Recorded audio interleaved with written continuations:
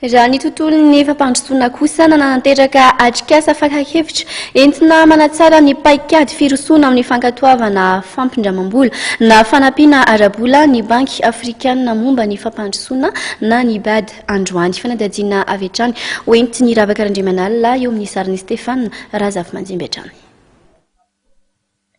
Andraikitra apetraka amin'ny BAD na ny banky afrikanina momba ny fampandrosoana ny antoka araka ny tokony ho izy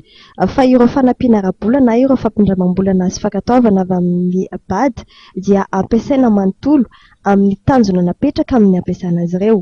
Izay no nahatonga ny BAD nametraka paikady entitra eo amin'izay fanomezana fankatoavana amin'ny tolobidy amin'ny tsenandraha ataon'ny fanjakana eo amin'ny tetikasa hanomezana fanampiana izay. Raha ny fanazavana, isan'ny nanahoezaka Madagasikara teo amin'ny fanatanterahana ny dingana rana amin'ny tolobidy amin'ny tsenandraha ataon'ny fanjakana na ny procédure de passation de marché noho izy efa mamaly ny dingana eo amin'ny sehatra iraisam-pirenena araka nambaran'ny BAD.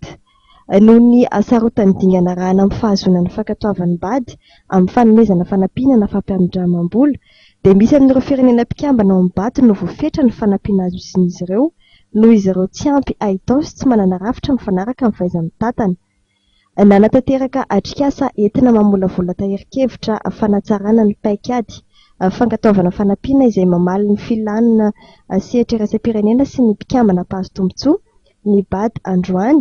teto amin'ny immeuble fitaratra Korondrano. Izany natao dia mba ahafahan'ireo firenena mpahazo tombotsoa mandroso sy mampiatra teknika tsara kokoa eo amin'ny dingana rana amin'ny tolobidy amin'ny tsenandraha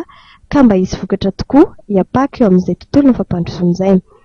Fakakevitra avy amin'ny governemanta, mpiara-miombina antoka ara-bola sy ara-teknika, sehatra tsy miankina ary fiarahamonim-pirenena no atao mandritra ny atrikasa.